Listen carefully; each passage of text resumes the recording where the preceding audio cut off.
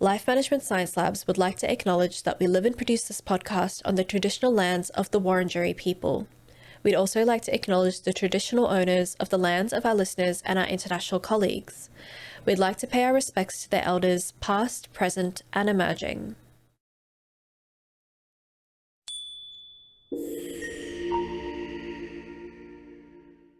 Hello and welcome to Self-Improvement Atlas, the personal science insight podcast produced by LMSL, the Life Management Science Labs. We are champions of life management science, providing structured insights informed by science and inspired by practice on key aspects of conscious living. Each week, we bring you scientific and practical insights on each element with the expert knowledge of professionals in the field. I'm your host, Aditi Kutty. Let's get on with the show. Tamara Caswell, thank you so much for joining us on the show today. No worries. Nice to meet you. It's lovely to meet you, and I'm really excited to have you on. Did you want to briefly introduce yourself before we get started? Yep.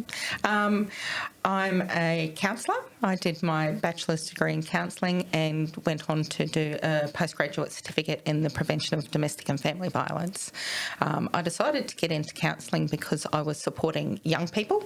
So I worked at a youth club, and there were a lot of young people there who had been impacted by domestic and family violence and had suffered sort of different forms of abuse in their childhood.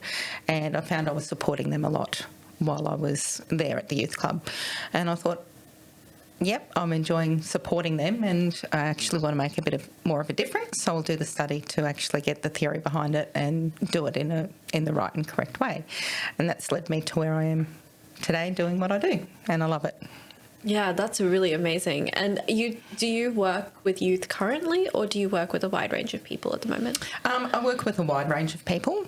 I did probably 6 or 7 years working with youth, and now I work with individuals and couples who are either in the LGBT community or in multi-partnered relationships. So it's a bit of a niche area, but it's a very exciting area to be working in. And I'm sure it's a very necessary area as well. There's not a lot of places that offer counselling exclusively for those groups. No, there's not. I find a lot of my clients have come to me because they've felt uncomfortable with a lot of other therapists, because a lot of other therapists are very heteronormative and monogamous focused. So when they're in an alternative style relationship, they find a lot of people don't understand how to work with that sort of dynamic. Yeah, for sure. So we do have this segment called Have You Met Tamara Caswell? In which I throw some very good questions at you, and you don't have to think too hard. You just have to answer them.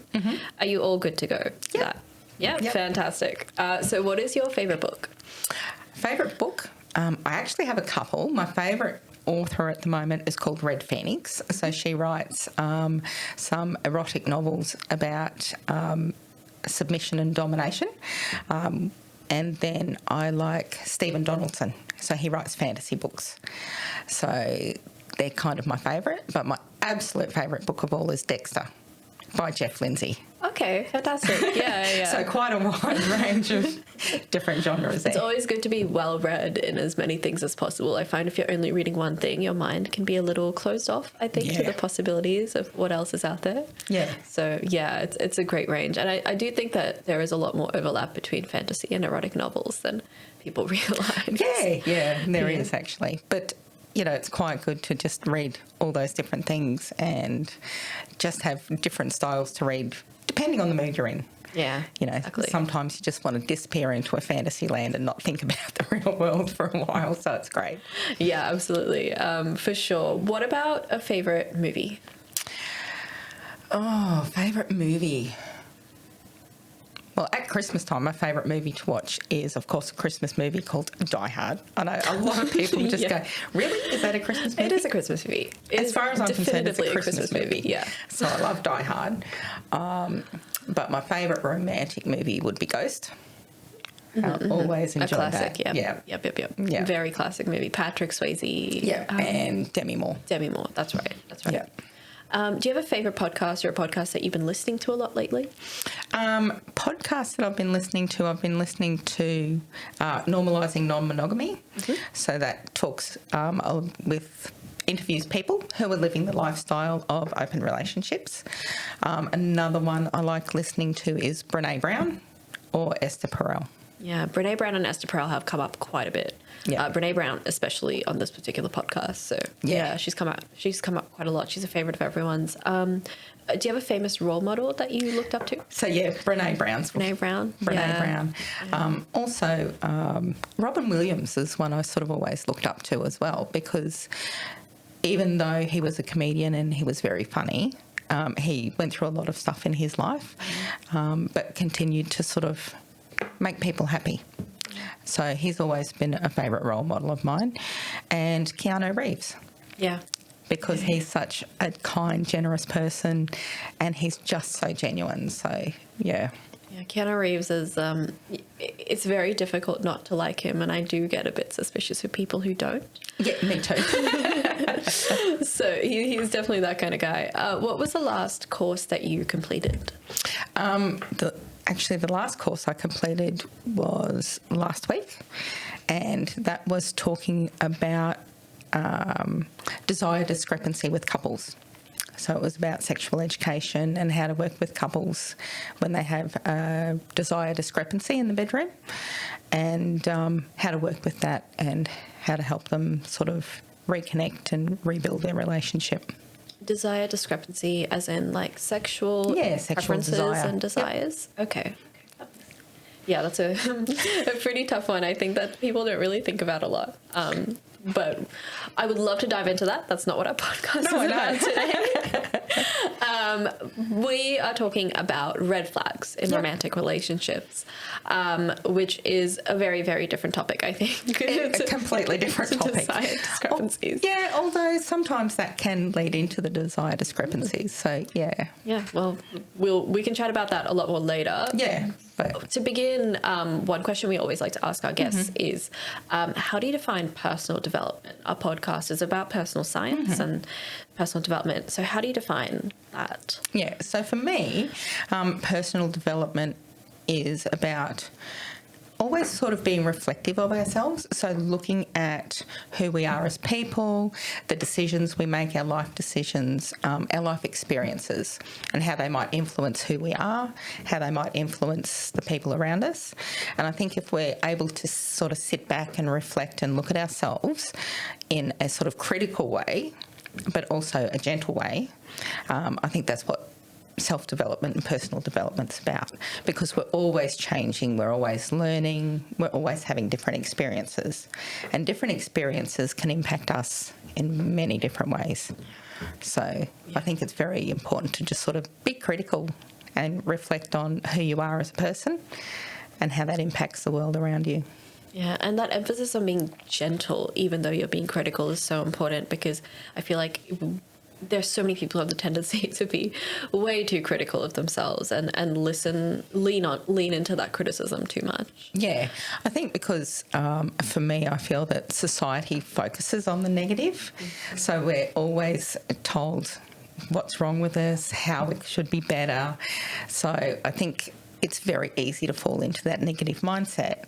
So being gentle with yourself, even though you're sort of looking at how you're impacting people, being gentle is very important as well, because you don't want to fall into that hugely negative mindset and destroy your self-esteem while you're doing it. Yeah. So it's important to be gentle. For sure, for sure. What do you feel are the main challenges in personal development? Probably getting stuck in that negative mindset. And for me, not being able to look at yourself critically. Some people just go, well, this is how it is, this is who I am, I can't change, But we can always do things to help ourselves grow and improve and, build a more positive self-esteem, a more positive mindset. Mm-hmm, for sure. Kind of bringing that into red flags in romantic partners. What exactly is a red flag within a romantic relationship? Let's start with kind of a definition or a description. Yeah.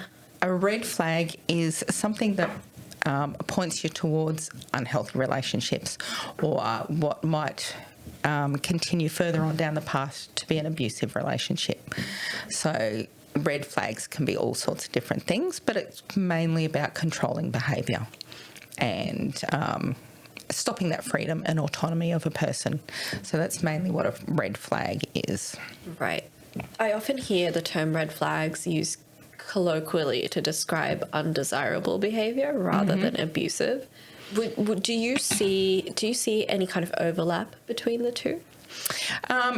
Sometimes, yes, there is a bit of an overlap between the two, but it's understanding the differences between undesirable behaviours and abusive behaviours, because we all have undesirable behaviours at times. If we get a bit emotional, we might, get a bit angry and we might yell and scream. That doesn't mean it's abusive. Yeah. It just means that it's a bit of an undesirable or not really likeable behaviour. A red flag or abusive behaviour is when it's very unhealthy, when it's it demeans you, when it diminishes your self-esteem, when it attacks you as a person. Right. So it's more towards that power and control. It's more about taking that sort of autonomy away from a person. So one person feels they have more rights in the relationship than the other. So that's when that becomes more of a red flag than an undesirable behaviour. Right. So what are the kinds of red flags? Do you have any examples of things that people should be looking out for? Yeah, some of the red flags that I quite often ask my clients and participants about, do they have full control of their money, or, is it a shared budget? Is it a agreed upon budget? If there's one person who takes control of it and doesn't sort of let you have freedom to sort of, buy some shoes or buy some clothes as needed, when you have to ask permission to buy anything outside of the normal groceries. Some people get given an allowance so that they can go and buy groceries or clothes. Wow, yeah. And if that's not an agreed upon and mutually agreed upon budget idea, that's a bit of control. So quite often there's financial abuse, so they control you financially. Some people will stop women, especially the male will stop the woman from working, so we'll keep the woman in the home. And they quite often isolate you from family and friends. So one of the red flags is talking to them about how they might interact with their friends or how their partner lets them interact with family. They might say that their family is unhealthy or that the family is not worth talking to, and they stop them from seeing their family. They might also try and stop them from seeing their friends. So they might say, oh, those friends don't really care about you. I care about you more. I want to spend that time with you. What we have is special.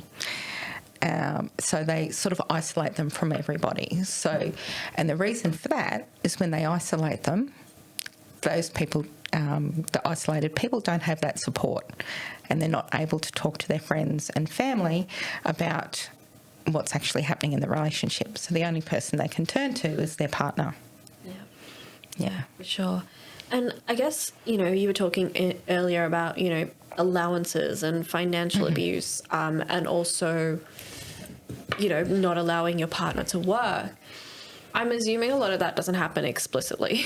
No, it doesn't happen. Subtle. It is very subtle, and it might be, if they get them pregnant really quickly and they say, oh, look, I want you to stay at home and look after the baby, and, it's really important, and I'll support you and I'll look after you. So, that's a way it happens. Also, too, it might just be as simple as, oh, I just want to take care of you and you're special and you don't need to work, and those sorts of things. So it's not always very obvious, and it can happen very subtly over time. So it might be as simple as, if they do let you work, they might go, petrol's a bit expensive at the moment, so I'll drop you at work and I'll pick you up, so that they know exactly where they are and what time they start work and what time they finish, and they don't have access to a vehicle.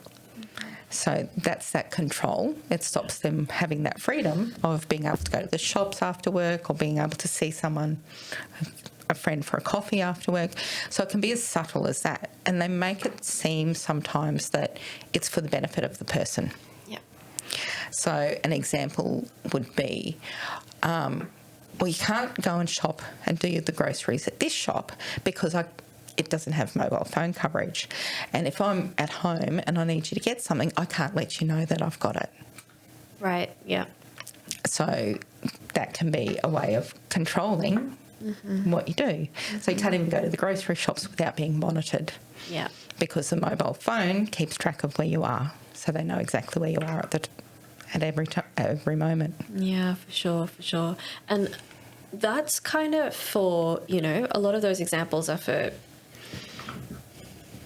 committed relationships, so people who are perhaps living with each other. Yep. But there would be red flags for those who are not in a co-living arrangement. For people who don't cohabitate, some of the red flags might be really intense and really quick relationship and really quick moving love and declaration of love. Some people I know have been proposed to after a week or 3 weeks. So that's really fast. Yeah. And one of the things that's a big red flag for me in fast-moving relationships is when the partner says, oh, look, the love we have is amazing and nobody understands it and they don't get what we have and it's just so special and, they're just jealous. They're just jealous of us because they don't understand it and they don't have it and they don't get it. Because what that's called love bombing. So they love bomb them and they do all these great big grand gestures and romantic gestures like you see in the movies. And it's like they'll deliver flowers and they'll do this and they'll pop into work to see you, when you're first in a new relationship. And again, that's about monitoring you and that's about understanding where you are and keeping control of you. So it could be as simple as texting you 6 or 7 times during the day to say, oh, I love you and I'm just checking in, how's things going? That's those beginning red flags of that control and monitoring of where you are. So that's probably a big one for people who aren't in those committed relationships. Right. Yeah. There's a lot of early signs. To be able to tell. How does that kind of, these red flags and having to deal with all of these red flags affect our personal development? Initially, we might see that those things that our partners are doing as exciting. We might see them as, oh my goodness, it's so romantic. And we get caught up in that sort of hype and that excitement. And then when sort of the little digs or the little jokes or the sorts of things happen, it eats away at our self-esteem. So that can stop our personal development because we're not, we're going, oh, okay, well, maybe I'm not as pretty as I thought, or maybe I'm not as intelligent as I thought, or maybe, so it affects us and impacts us in that negative way. And they chip away at it very slowly and very subtly. And it'll just be a joke, oh, your butt looks a bit big in those pants, or, your hair looks better this way, or, maybe you should wear a different coloured lipstick because that makes you look different. Yeah. It reminds me of, and this is, I guess, a term that's applied more to minorities than the specific situation, but it reminds me of like microaggressions, when we're kind of constantly dealing with it. Is there like an equivalent term? Or Yeah, and that's what it is. It's kind of those microaggressions. It's kind of that, they call them sort of minor digs or jokes, and what that is that slow chipping away at self-esteem. It's that slow chipping away of that autonomy of a person, and that slowly making them reliant on their partner. Yeah. So it's all those little things that sort of make them reliant on that one person, so that the only person they have in their life is their partner, which allows them that control. Yeah, for sure. I know one of the ways we've already talked about, I guess, examples of red flags. So if someone's listening or watching this and they've recognized that in their relationship, there's a list there. But how do we spot them? Like, how do we get in a position to be watching out for them in the first place? Yeah, that's a really good question, because it's really hard to do. And unless you have that experience, and unless you have that sort of understanding or education about it, it's really hard to spot them because we don't really know. Because a lot of what we see in movies and a lot of what we see in the media actually is not very healthy when you actually look at it from a domestic violence point of view, because we're taught that those grand gestures are romance. We're taught that those big things and that big love bombing is what we should look out for and what we should expect in a partner. And quite often women are shown to, oh, well, they like me, but, if I work harder, the relationship will work. So it comes down to that a lot of the time, that the movies and what we see in the media is not always healthy. So it's really hard for us to pick up what's healthy and what's not. So one way we can do that is on the internet, there's you can look up what's called the power and control wheel. And that will show you sort of how that power and control might work and how that might look. So it will start with what they call the honeymoon phase, where they do that love bombing, where they do those big grand gestures, they do all that romantic, flowers and gifts and all that sort of thing. And then all of a sudden, that kind of slows down, and then there's a bit of tension builds and a bit of tension builds. And then all of a sudden there might be a fight or an explosion, and the person might have a huge argument, and they might get sort of really aggressive towards you. And then they'll be really sorry and really apologetic, and they'll go into that love bombing stage again. So it's a cycle. So it goes round and round in a circle. And that's sort of what makes it really hard to spot, because every relationship, you might have an argument. And some of these arguments might start off really small, but it's that tension that builds. It's that walking on eggshells. It's that not feeling comfortable to talk to your partner about things because they might explode, or they might blame you for how they feel. And if you didn't do that, I wouldn't feel this way. And if you didn't do that, I wouldn't have exploded. And if you didn't do that, we wouldn't have had that argument. Yeah. So those are some of the things as well to look out for, that they're blaming you for what's actually happening in the relationship. Mm. And that kind of walking on eggshells feeling, because off the top of my head, I can think there's so many different reasons why you would be walking on eggshells in a romantic relationship that go beyond just abuse. Yeah. Is it what you mentioned, like walking on eggshells because you're afraid of a blow up or some form of aggression? Like, is that something to be conscious of? Yeah, that's something very much to be conscious of, because it's that feeling of, okay, well, I can't say this because they might get upset and get angry and explode at me, or if I wear this, they're going to get upset at me, or if I talk to this friend, they're going to get upset at me. So that's that sort of walking on eggshells, and it's that constant monitoring of yourself and how you're behaving in your relationship. That is a really big sort of red flag for me. Mm-hmm. And you mentioned earlier as well the honeymoon phase where all that love bombing happens, and I find that it's really, really hard to overlook these things because the feelings in yourself are so great as well. You just think like it's a physical manifestation of absolutely. What's going on in your brain. Absolutely, because what that is, that love bombing, so they do that because that increases those feel-good hormones. And when those feel-good hormones are in your body, you don't always see the warning signs. You don't always see the red flags because you're happy and you're excited and this is new and it's amazing and you feel good. Yeah. And, so when the little things happen or the little arguments begin, it's like, oh, well, most of the time it's really good. Or when it's really good, it's really, really good. And sometimes when it's bad, it's just bad. But, there's lots of really good times too. Yeah. And that's how we get stuck in that cycle, because the good times are really, really good and so amazing that we haven't had them before because of that love bombing, that we go, oh, but they're really, really good. Yeah. And we'll forgive them. Yeah. And we forgive them and we forgive them.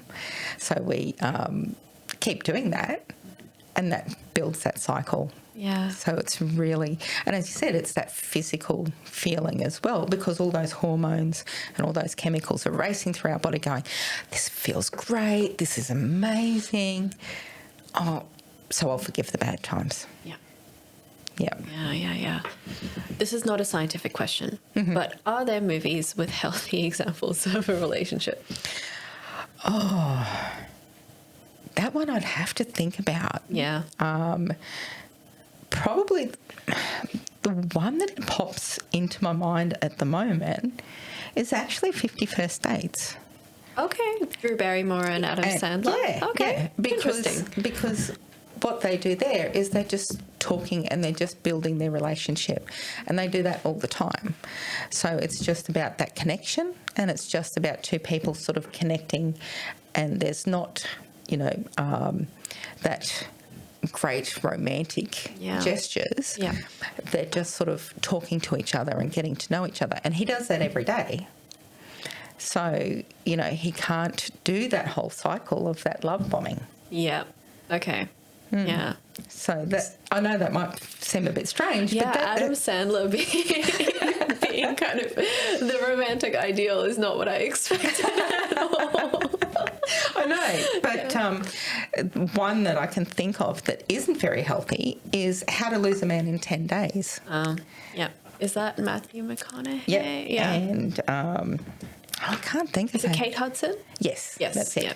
Yeah, because that's all about those grand gestures. It's all about her, trying to sort of prove his love, and neither of them are behaving in a very healthy way. And it's like, oh, well, he's doing these things wrong and she's doing these things wrong. Yeah. So it's a good one to sort of see what can be very unhealthy from both females and males. So Right, yeah. Matthew McConaughey does give me bad vibes anyway. Yep. That's also an unscientific statement. I get that. What do we do when we have identified red flags in our relationship? I suppose that depends on how long you've been in the relationship. If you can spot them really early and you can sort of break free from it really early, that's really good. If we've been with them for a length of time, if we've started cohabitating and we're living together, that makes it a little bit more difficult. But some of the things we can do is we can go to different websites that might be around in your local area that we can have a look at. We can get that support.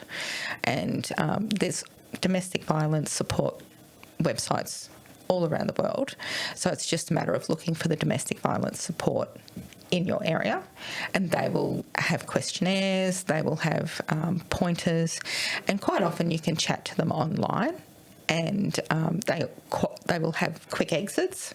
So they will have a little tab there that if your partner comes into the room while you're looking at these websites, you can exit quickly, and it erases the history so that, they can't check on the history and see what you've been looking at.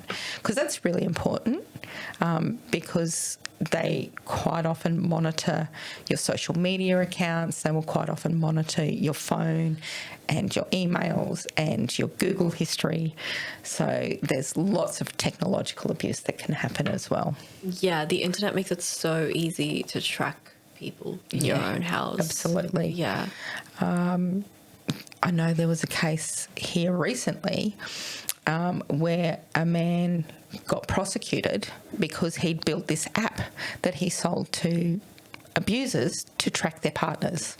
Oh my goodness. Yeah. So it was for sale on the dark web, and they could install this app on their partner's phone without them even knowing, so they could track them, so they could keep track of their conversations, their messages, where they were, all those sorts of things. And it was really not a very good app at all. What would the thinking be to even want to download? Like, you'd have to seek it out if it's on the dark web. Oh yeah. Yeah. But there's plenty of people out there who do that sort of thing and who look for that sort of thing to monitor their partners. Yeah. Yeah. Jeez. Yeah. That's terrifying. I can also think of like there's so many, a parent could use it on a child as well, and that's a whole other conversation. Oh, it is a whole other conversation. But yeah, no, that's terrifying. Yeah. Oh, that's really scary. It is useful in that case that, domestic violence websites are understanding the ways that partners can track other people and sure.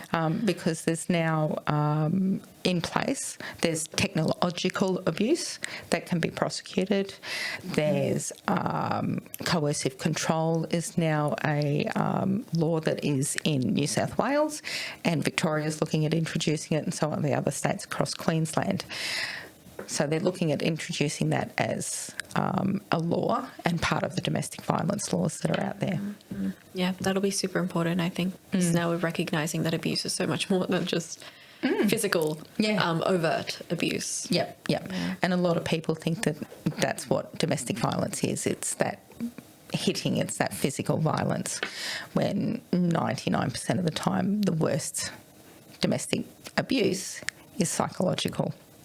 And that is a lot harder to heal from than the physical. And a lot harder to recognise as well. Absolutely. Yeah, the brain works in very funny ways. We might move on now to our practice/habit experiment debrief, where we talk about one habit or practice that our audience can implement in their daily lives. Now, it is hard to do that with our topic today, but did you have something in mind that you wanted to introduce our guests to? Yeah. So one of the things that I talk to my clients and my participants about is putting healthy boundaries in place.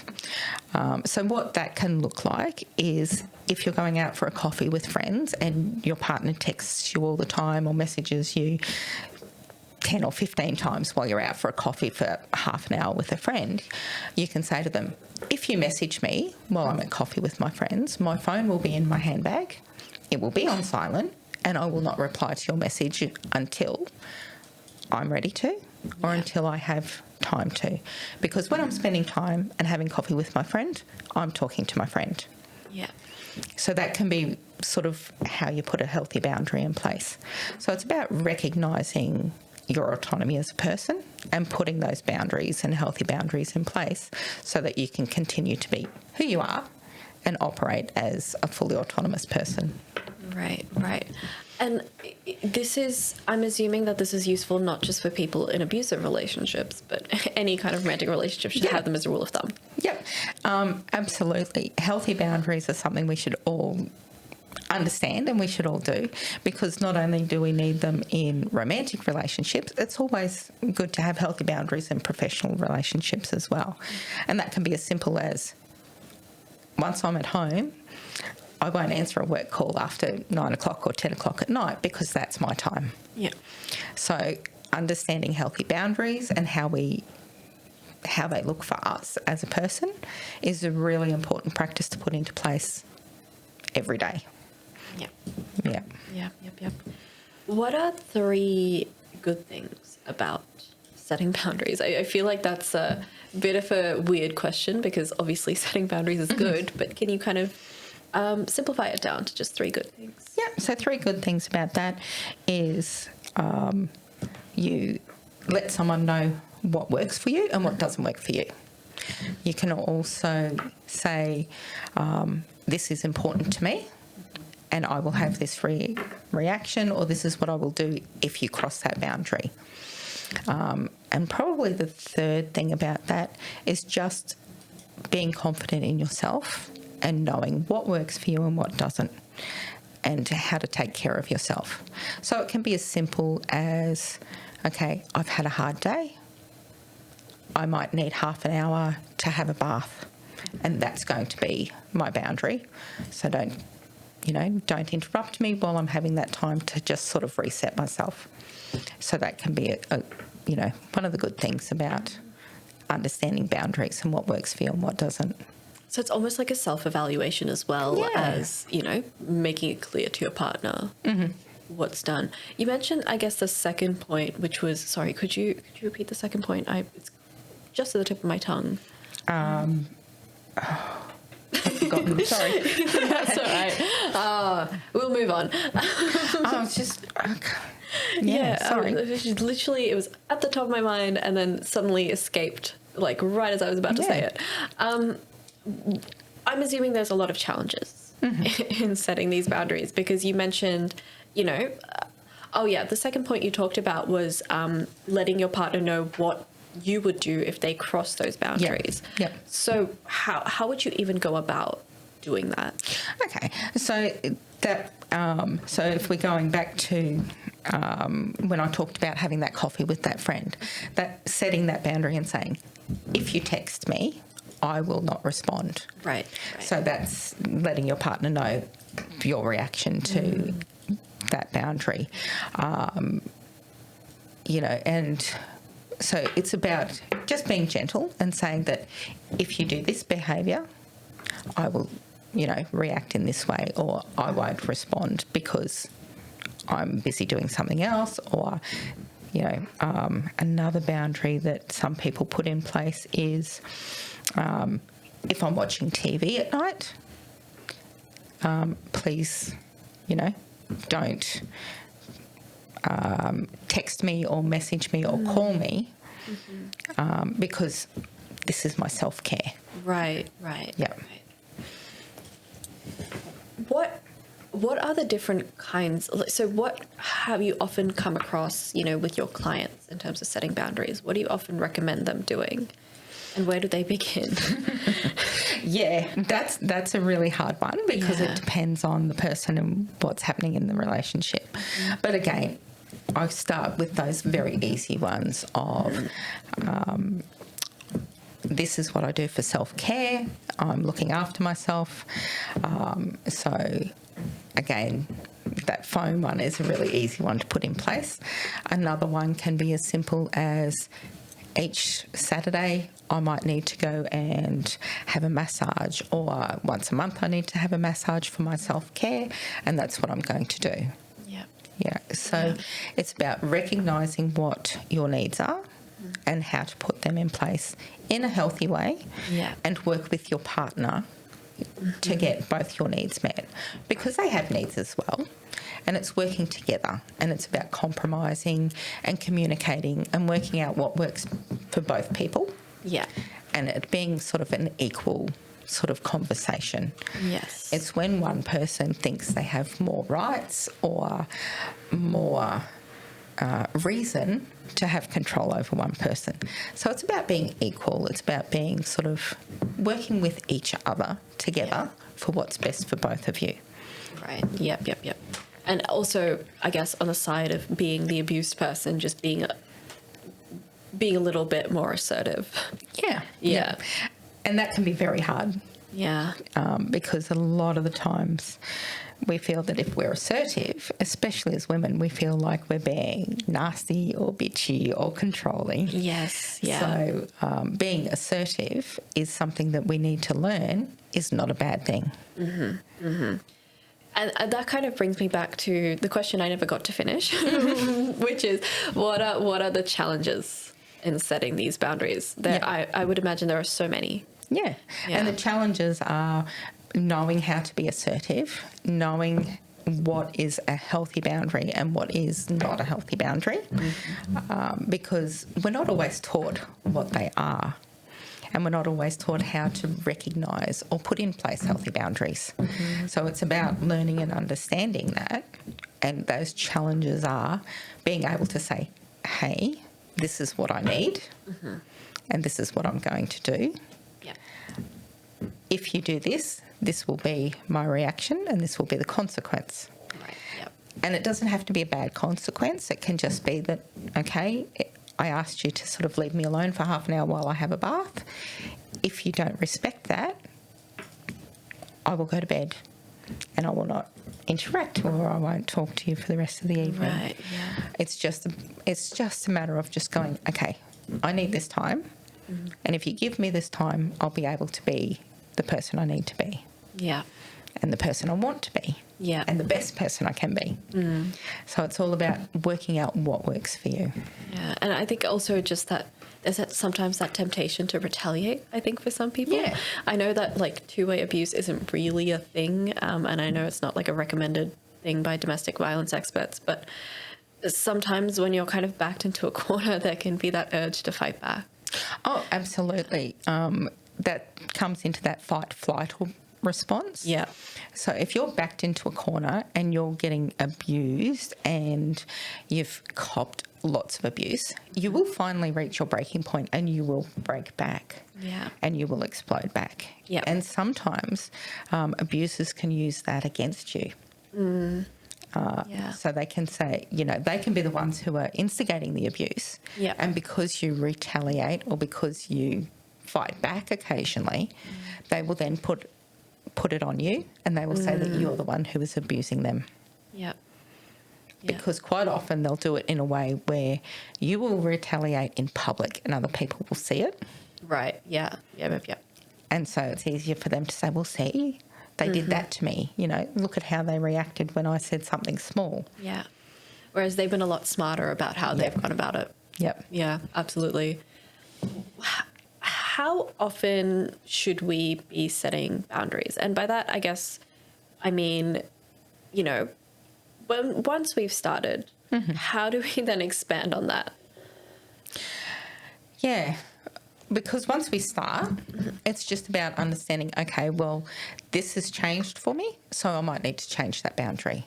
Right. So it's just a matter of that self-reflection all the time, looking at what's working for us, what's not working for us.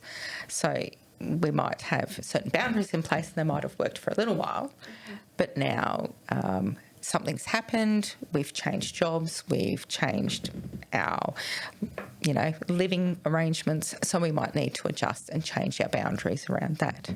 Yeah. So another boundary might be, okay, so we're now cohabitating. I'll do the cooking and you do the cleaning up or you do the washing up. And and that's how we work on that boundary and what's working for both people. So boundaries can be as simple as that, that communication, that compromise of if I do the cooking, you might do the yard work, or if I do the laundry, you might mop the floors. Right. So it's about working together. Yep. So it's not so much, it's kind of getting the relationship back on equal terms. Yeah. Yeah. How do you feel that this practice will impact your personal development? Which again sounds like a pretty obvious question, but it might help to put it into words. Yep. So is that around the boundaries? Yeah. Setting boundaries. How will that help? That just helps you identify your needs. It helps your partner identify your needs. And it also helps you sort of build that confidence. It helps you take care of who you are. And it helps you sort of just build on those equal relationships, equal benefits in the relationship. So it's all about that autonomy and being the person who you are and not losing yourself in the relationship. Because sometimes in relationships that aren't healthy, we can lose who we are as a person. So if we have those healthy boundaries in place, we still stay who we are while being in a healthy relationship with our partner. Yeah. Because a healthy relationship, you have yourself, a relationship with yourself, you have a relationship with your partner, and you have the relationship itself. Yeah. So, if you're healthy and you understand who you are and you look after yourself and your needs and your partner does the same thing, you can both be healthy people within that relationship. Yeah. And having healthy boundaries around that helps with that. Yeah. And I think knowing what a healthy relationship looks like is so, so important in order to understand what's happening in your own. Oh, absolutely. Yeah. And it's really hard to find good examples of healthy relationships because quite often as we're growing up, our parents might not have been quite healthy either. Yeah. And they may not have given us good examples of what a healthy relationship looks like. So it's really hard sometimes to understand what is a healthy relationship. Oh, yeah, for sure. I don't know. I don't know if there's anyone who, at least I don't know if the perfect relationship exists anywhere, but I think the majority of people are leaning more towards imperfect role models of relationships. Yeah. And that's part of the problem. also too, I feel that we're not taught either in education or within schools what a healthy relationship looks like. Mm-hmm. You know, I believe that healthy relationships and being taught about healthy relationships should begin in school. Right. Yep. Because we all go to school. Yes. We all have education. Mm-hmm. So let's teach our kids from a young age how that looks. Yeah. Yeah. You know, how do we interact in a healthy way in the playground? How do we interact in a healthy way with our friends? Mm-hmm. And that way we can learn to build healthy relationships all around. Yeah. And healthy relationships with our romantic partners. And I guess learning to treat even just your playmates on the playground with respect is a huge first step. That's right. And respect is that big word. It's about respecting each other and respecting yourself. Yeah, yeah. I guess going back to setting boundaries, you've already mentioned that it's almost a self-care. Yep. It's a self-care practice. That's right. It's on the sheet. A self-care practice that isn't just about, abusive romantic relationships, but just in general, you should be setting boundaries in every aspect of life. Yep. Yeah, for sure. Because that's, as I said, that's important. That's about understanding, a healthy relationship at work and a healthy boundary at work. That way you can try to sort of avoid, bullying sometimes in the workplace. Mm-hmm. If your boss is, a bit unhealthy or doesn't sort of respect who you are as a person.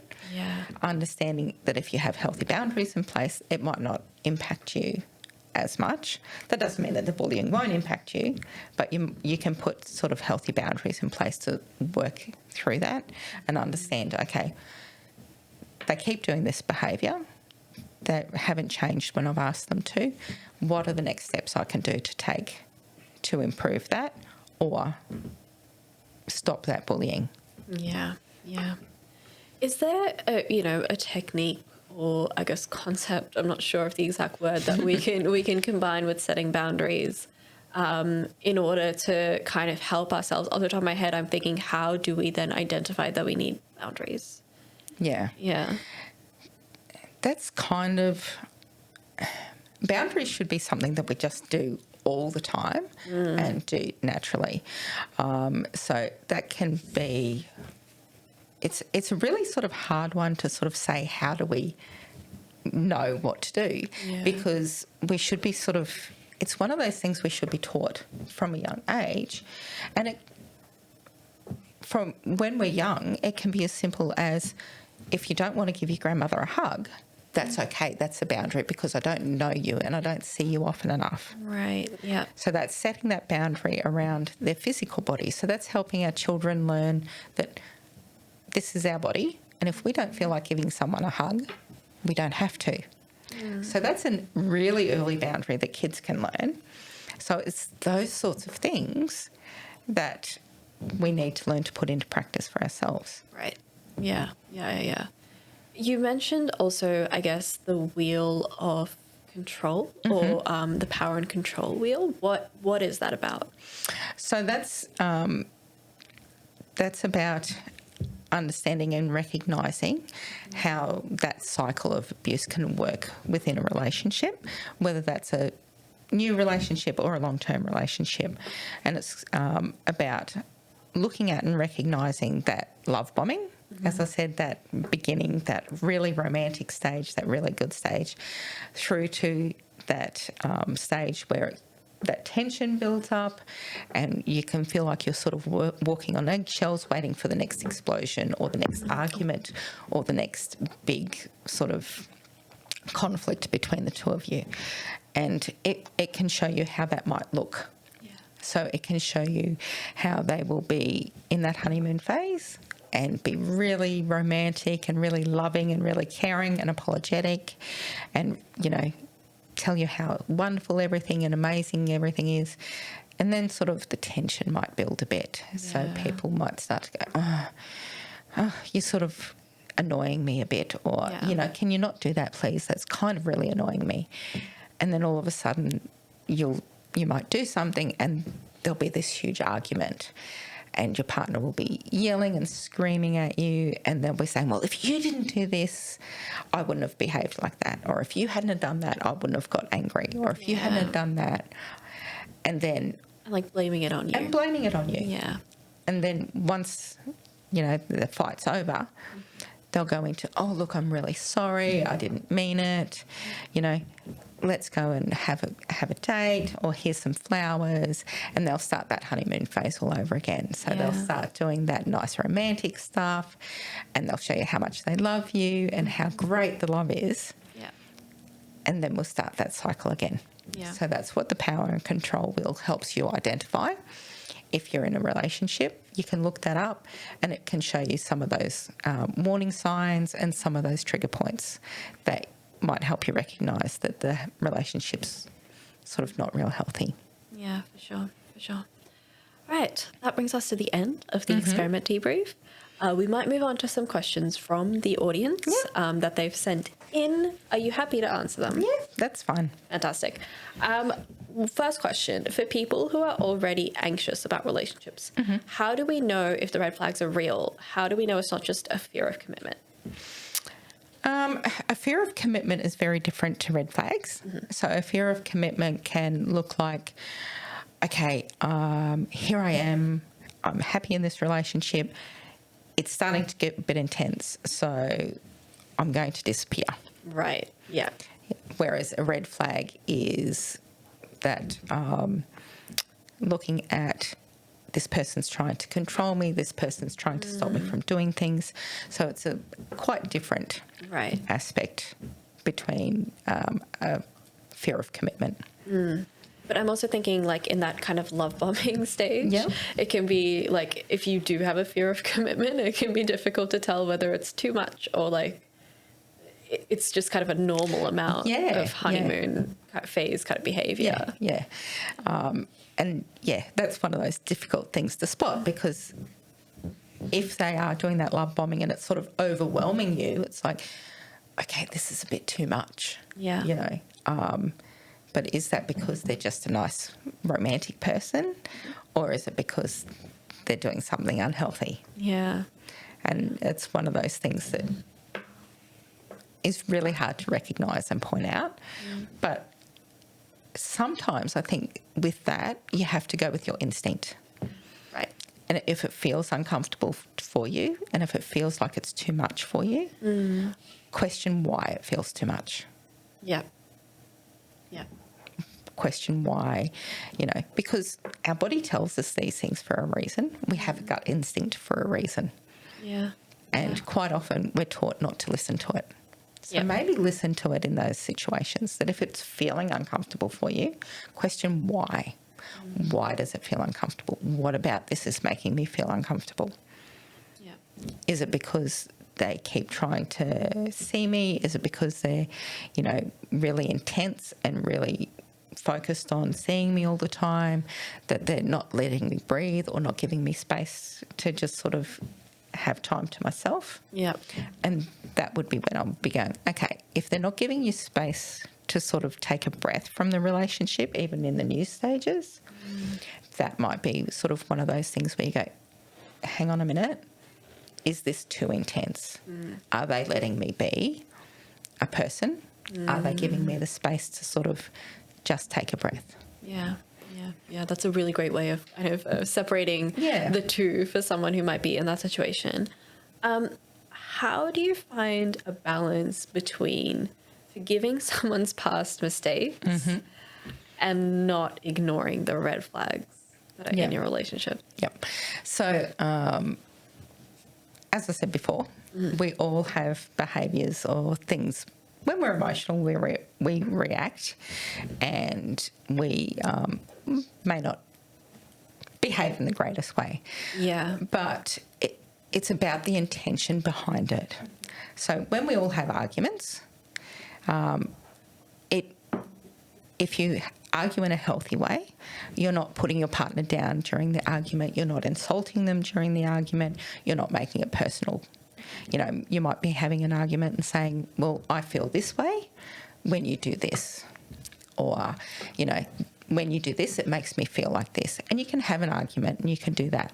It's when your partner goes, well, you're lazy so-and-so and you didn't do this and you didn't do that. And they're insulting you during the argument and they're putting you down during the argument. And it's all about attacking you during the argument. That's one of the differences to look out for. So if it's just that you had an argument because, hey, the dishes haven't been done and you're tired and, you know, you asked them to do the dishes and they haven't done them, you know, that's a different thing. But if they start insulting you during that, when you say, look, I asked you to do the dishes, they didn't get done, oh, well, you're lazy and blah, blah, blah.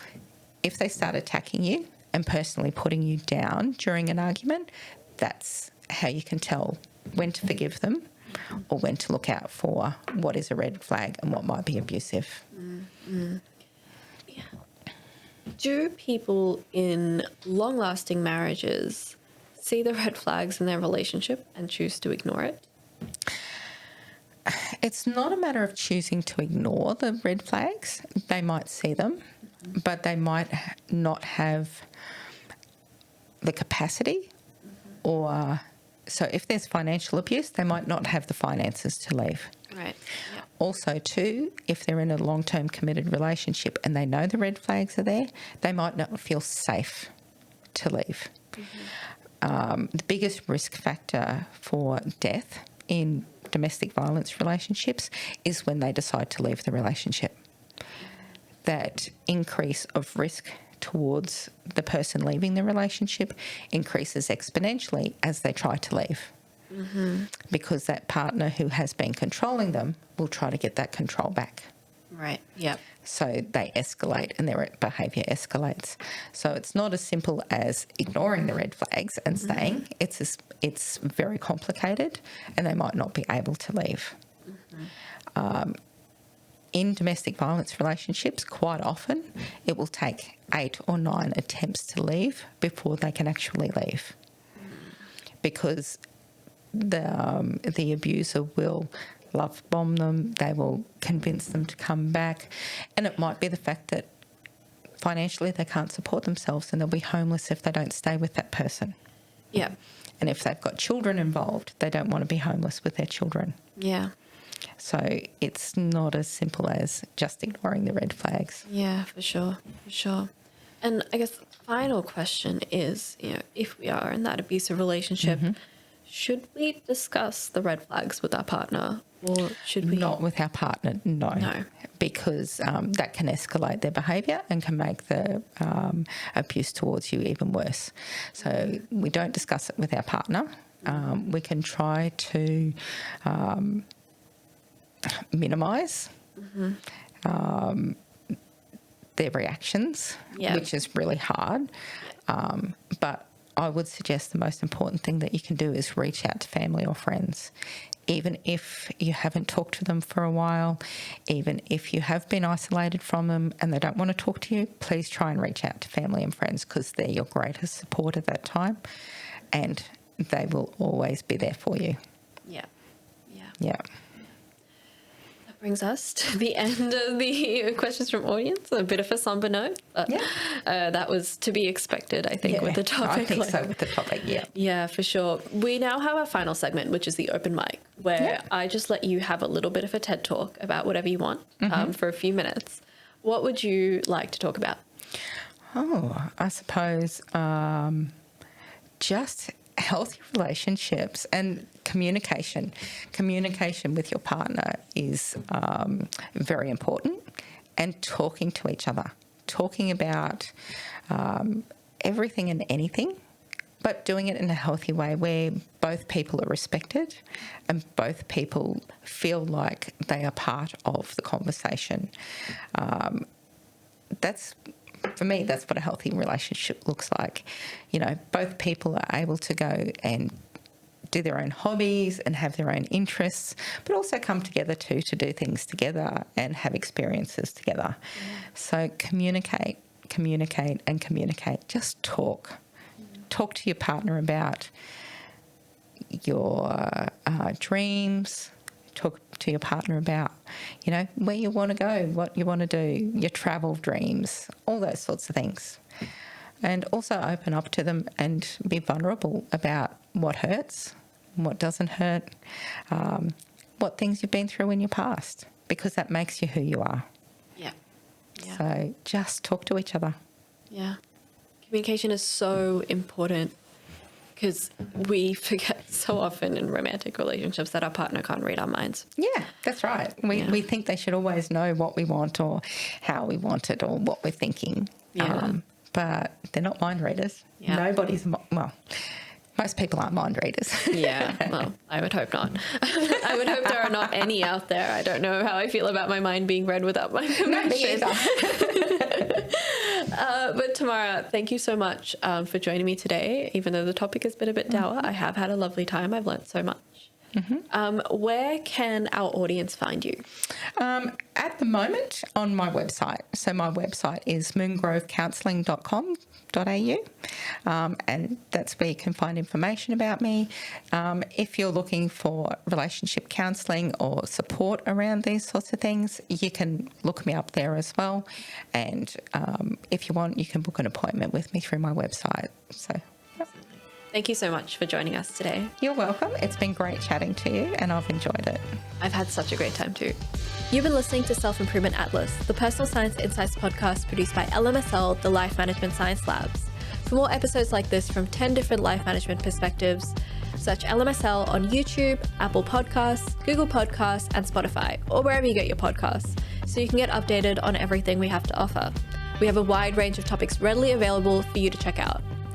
If you enjoyed this episode, please consider rating our show, sharing it, and subscribing to our channel, as it helps us grow and bring you more quality resources.